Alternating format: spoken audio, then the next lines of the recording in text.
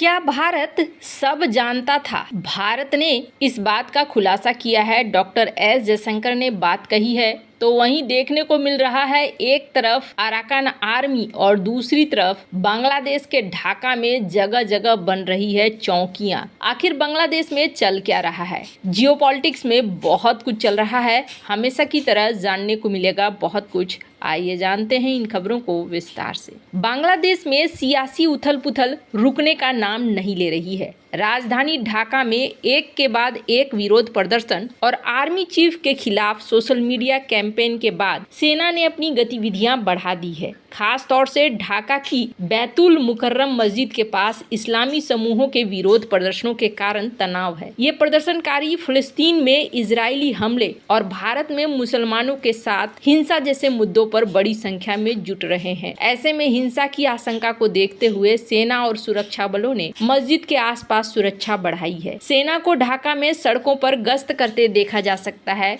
फौजियों ने अपनी चौकियां भी बना ली है, जहां वाहनों को रोक रोक कर जांच हो रही है। ढाका की बैतुल मुकर्रम मस्जिद के पास शुक्रवार को जुमे की नमाज के बाद कई इस्लामी समूहों ने विरोध प्रदर्शन किया। भारी भीड़ जुटने के कारण बॉर्डर गार्ड बांग्लादेश के जवान भी तैनात कर दिए गए। खास तौर से Rampur, Shanti Nagar, काकराइल, national press club क्षेत्र, बैतुल मुकर्रम, मोहाखाली, बिजोय सरानी, गुलशन और खिलखेत में सुरक्षा को बढ़ाई गई है। आर्मी चीफ ने डिविजनल कमांडर्स की बैठक बुलाई है। ये बैठक सुरक्षा के स्थिति के आकलन के लिए है। बांग्लादेशी सेना के मीडिया विंग्स का कहना है कि ये गतिविधियां नियमित संचालन का हिस्सा है। मोहम्मद यूनुस के नेतृत्व में अंतरिम सरकार बनने के बाद सेना को पूरे देश में तैनात किया गया है। सरकार ने सेना के अधिकारियों को कानून और व्यवस्था बनाए रखने के लिए कार्यकारी मजिस्ट्रेट की शक्तियां दी हैं। ऐसे में सेना कानून व्यवस्था बनाए रखने का काम कर रही है। बीते साल 17 सितंबर को अंतरिम सरकार ने कानून और व्यवस्था बनाए रखने के लिए सेना के अधिकारियों को 60 दिनों के लिए कार्यकारी मजिस्ट्रेट की शक्तियां दी थी। इसके बाद 30 सितंबर से नौसेना और वायुसेना के अधिकारियों को भी ये शक्तियां दे दी गई। इन शक्तियों को इसके बाद 2 बार बढ़ाया गया है।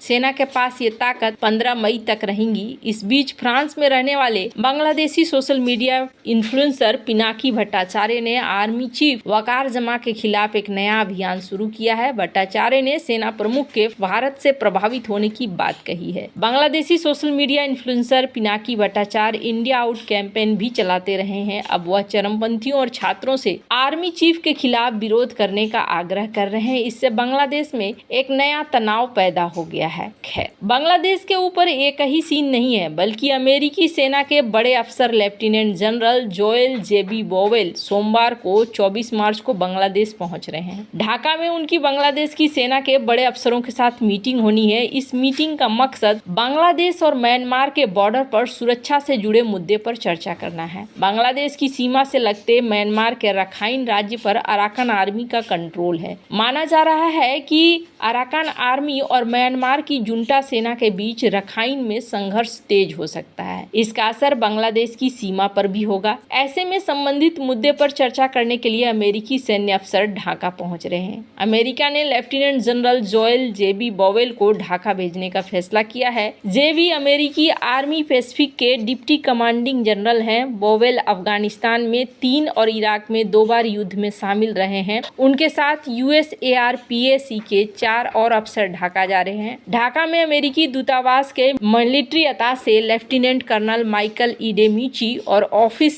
ऑफ डिफेंस कोऑपरेशन के लेफ्टिनेंट कर्नल हंटर गैलाघर और मेजर यान की टीम बांग्लादेश सेना के डायरेक्टर जनरल ऑफ ऑपरेशंस के साथ मुलाकात करेंगे। ये दौरा बेहद खास है। नॉर्थ ईस्ट न्यूज के रिपोर्ट के मुताबिक बांग्लादेश के रणनीतिक मामलों के जानकारों का कहना है कि लेफ्टिनेंट जनरल बोवेल का दौरा बहुत खास है। ऐसा इसलिए क्योंकि अराकान आर्मी रखाइन राज्य के 3 बचे हुए शहरों सितवे, क्योकफ्यू और मानांग पर कब्जा करने के लिए बड़ी सैन्य कार्रवाई की योजना बना रही है। ढाका के भू राजनीतिक विश्लेषकों के मुताबिक रखाइन राज्य में किसी भी तरह की लड़ाई का बांग्लादेश पर असर पड़ेगा। ऐसे में अराकान आर्मी को सप्लाई लाइन खुली रखने की जरूरत होगी। इसके लिए बांग्लादेश सेना की उन यूनिट तक पहुंच सुनिश्चित करना होगा जो म्यांमार बांग्लादेश सीमा के करीब तैनात है। ऐसे में हो सकता है कि अमेरिकी सैन्य अधिकारी ये देखने के लिए आए हों कि बांग्लादेश सेना की यूनिट किस तरह से मदद करती है। रखाइन का 7वीं अराकान आर्मी के लिए महत्वपूर्ण सैन्य लक्ष्य है। ये भारत के नजरिए से खास है। 7वें बंदरगाह का विकास Kaladan multi modal transit project का हिस्सा है। इसे भारत और म्यांमार के बीच में कलादान नदी पर multi modal transit transport facility के लिए बनाया जा रहा है। 7वें बंदरगाह को भारत में मिजोरम से जोड़ता है। ऐसे में भारत की भी घटनाक्रम पर यहाँ पर